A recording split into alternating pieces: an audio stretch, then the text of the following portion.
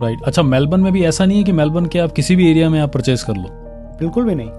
अच्छा, मतलब आपको ये है कि किसी एरिया में ग्रोथ है, किसी में नहीं है, तो इसका आप मतलब बैकएंड पे आप जो डाटा ड्रिवन आप जो चीज़ आप करते हो, तो वो आप चेक करते हो कि कौन से में ग्रोथ मिलेगी, कहाँ इन्वेस्ट करना चाहिए। देखो ये चीज़ कोई नहीं बताएगा। हाँ, मतलब मुझे अंदर की बात जाननी है। मुझे ये बताओ कि इसमें एक्चुअल में जो कोई नहीं बताने वाला ना चीज़, वो मुझे बताओ कि कहाँ कैसे चलती हैं चीज़ें, इन्वेस्टमेंट कैसे होता है, ये क्या क्या डाटा ड्रिवन में क्या करते हो आप? देखो ये मैं आपको बताता हूँ, क्योंकि आपको कोई नहीं बताएगा, बट मैं आपको आज सब बता दूंगा हमारी चैट में, बिकॉज मेरे ख्याल से बहुत ज़रूरी है लोगों के लिए समझना। देखो, डाटा ड्रिवन इन्वेस्टिंग में सबसे ज़्यादा इंपॉर्टेंट चीज़ है कितनी लैंड सप्लाई है आसपास।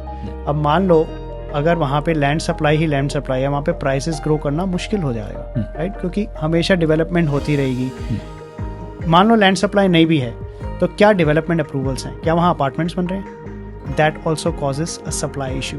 सो डिमांड एंड सप्लाई का जब इम्बैलेंस अगर आप चेक कर सकें किसी भी सबब में, और आप उसे कंपेयर कर सकें एक और सबब से उसी सिटी में, I quoted the example of Seaford. अब मैं सीफर्ड को अगर मेल्टन से कंपेयर करूं, मेलबर्न के सबब, तो मेल्टन में सप्लाई ही सप्लाई है।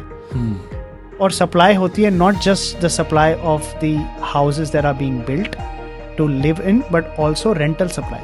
कितने हाउसेज अवेलेबल हैं रेंट पे, उससे बहुत फर्क पड़ता है किसी भी मार्केट में प्राइस ग्रोथ का। Then you look at job infrastructure spend, and job infrastructure spend क्यों? इंफ्रास्ट्रक्चर स्पेंड तो रोड्स वगैरह भी होती हैं, तो जॉब इंफ्रास्ट्रक्चर स्पेंड क्यों? बिकॉज जहाँ पे जॉब्स आती हैं वहाँ पे रेंटल डिमांड बढ़ती है। सही बात। मान लो कोई हॉस्पिटल अपग्रेड है, on a general information perspective, hospital upgrade better रहेगा या फिर रोड अपग्रेड बेटर रहेगा? I'll guess probably hospital. तो हॉस्पिटल अपग्रेड से अगर वहाँ पे 500 जॉब्स आ गई, तो now there are 500 new families looking for a home.